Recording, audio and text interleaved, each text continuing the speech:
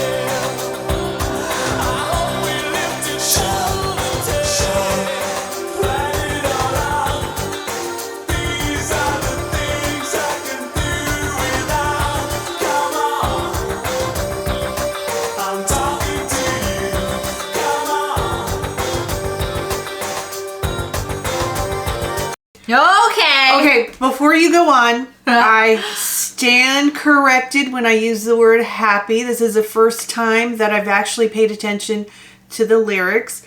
In my younger days, I've said this before, I never paid attention to lyrics. Just the beat. Just the beat. But now I'm realizing that it's a little heavy. Yeah. And there's a message there. Well, I think Tears for Fears were extremely political and strategic in their music because they don't ever name names. They don't talk about any specifics, but you can tell that they're trying to send a message through their music. And I mean, we did Everybody Wants to Rule the World, and we kind of talked more in-depthly about the lyrics in that. And I think we also kind of talked about how when you were listening and growing up with that song, you just thought it was just like a cool song. But that's okay, because you have me, because I'm going to swoop in and ruin everything for you.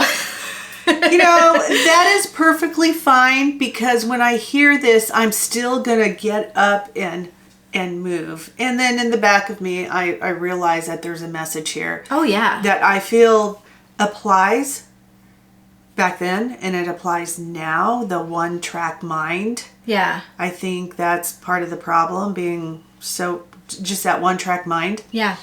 So now I appreciate the song even more. I feel like yes, because you probably just think, oh, it was just a good beat song. But then you realize it's so much deeper than that.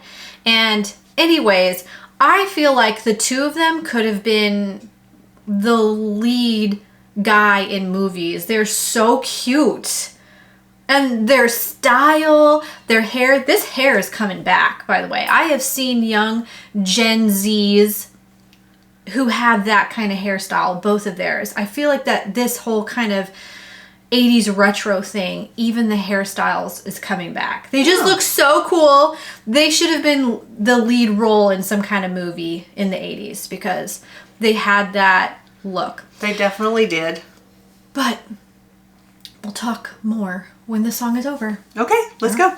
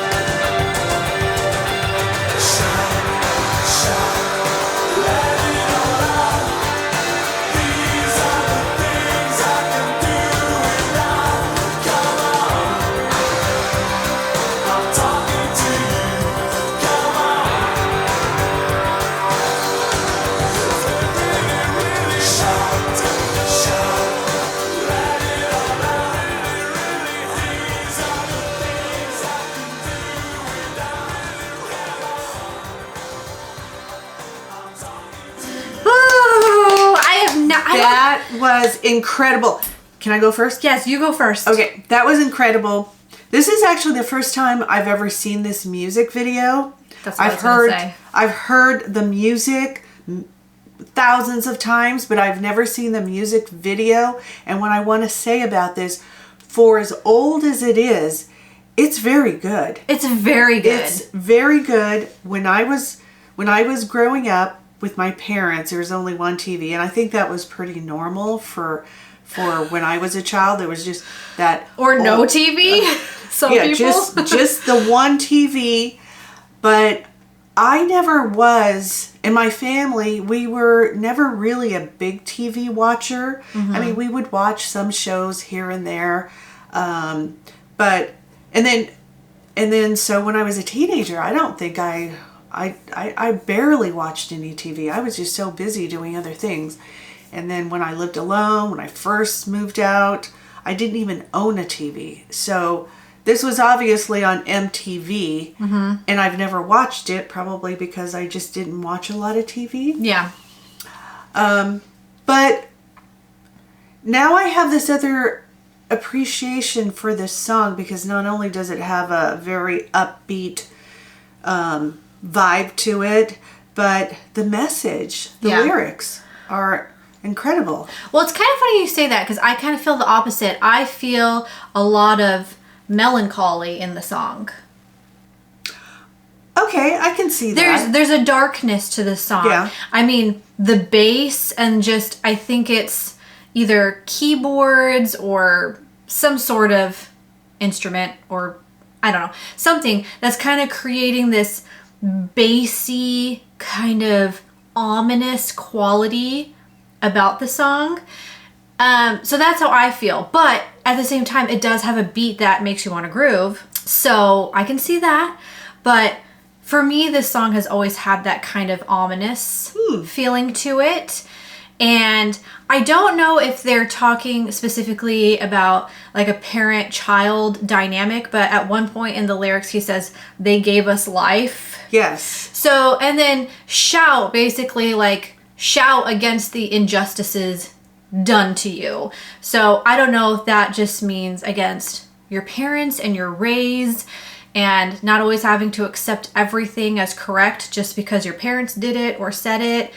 I don't know if it's specifically that, or just, just being able to call out and shout out and stand up for yourself and stand up for injustices, and, living without those things, and not just because this is how you should live, or this is what society says that you should do, or your parents say that you should do.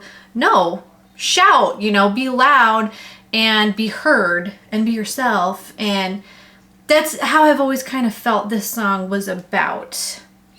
Well, in the very few moments that I've actually paid attention to the lyrics, the way I interpret it is, you were raised by your parents, and I get the feeling that as a child you didn't have a voice.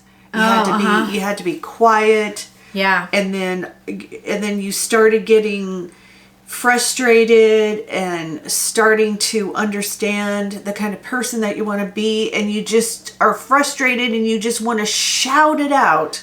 Yeah. And have your voice. Kind of like that scene from Matilda with Danny DeVito, and he goes, I'm right, you're wrong. I'm big, you're small. I'm smart, you're dumb, and there's nothing you can do about it. Like, anything your parents say goes, because they're all knowing, they're wise. You didn't question your parents. Oh, but no. Now you're an adult, you have your own mind, your own thoughts, your own morals and values, and now you're going to shout. So I don't know if it's specifically about that, because some of the other lyrics don't really lend to that thought, but I just think in general it just means to not put up with what's going on around you and just being complicit and indifferent, but to, does that make sense? Do you know where I'm going with this? No, I do. I'm having a hard time forming words, but the thoughts are in my head. It's just hard for me to get them out in an eloquent way. So I'll just leave it there. I hope people understand what I'm talking about. And I don't know either of their names, but the one, I can't say the brunette one. They're both brunette, but The one who was on playing the black guitar at the end. He's very cute. If I was growing up in the 80s, I would have a big old crush on him. Ken has like this like cool Matthew Broderick thing going on, and I do have a big crush on Matthew Broderick. So he kind of has that kind of style vibe kind of going on. That look from, Matthew Broderick from the 80s too. Kind of has that going on. Well, they're both very cute. They're both very cute, but I don't know, I had my eye on that one. Okay, but let's get into the sound of the song, because there was a lot of cool stuff. I mean, the keyboards. From the very beginning. Yes. And very beginning. Little instruments and very creative, different instruments being played throughout the song, the different changes of the melody throughout the song. And let's not forget their voices have that deep, rich, low tone quality, but then he can take it high. They can both take it higher in different parts of the songs. Their voices are just so incredible, and not a lot of people sing with that lower tone. So I really think that's what makes this band unique. I mean, obviously there are male singers who have that deep baritone, but I think that's what definitely makes them stand out. Because at the same time in the 80s, you had Michael Jackson, who was kind of, the opposite end of the spectrum as far as how high his voice can go and all the amazing things he can do in his higher register. So I think also their lower tone adds to that feeling in this song. Oh, absolutely. That was very well said. Thanks. You're welcome. But yeah, that was the first time I've ever seen this music video as well. And I don't think I've ever seen or heard like a 6-minute version of this song where when they were in that studio with all the kids and all the people and there was like an instrument break in there. I don't think I've ever heard that part of the song before. That was amazing. Oh my gosh, I'm gonna play the song on repeat. I have a whole new love for this song all over again.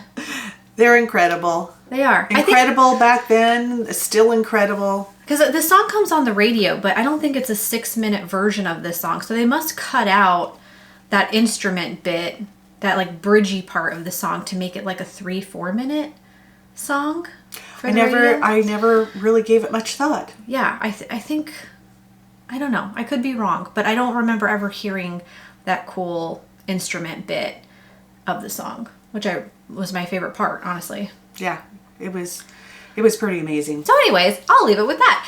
If you enjoyed this video, please give it a thumbs up, subscribe to our channel, and we'll see you in the next video. Thank you for watching. Bye. Bye.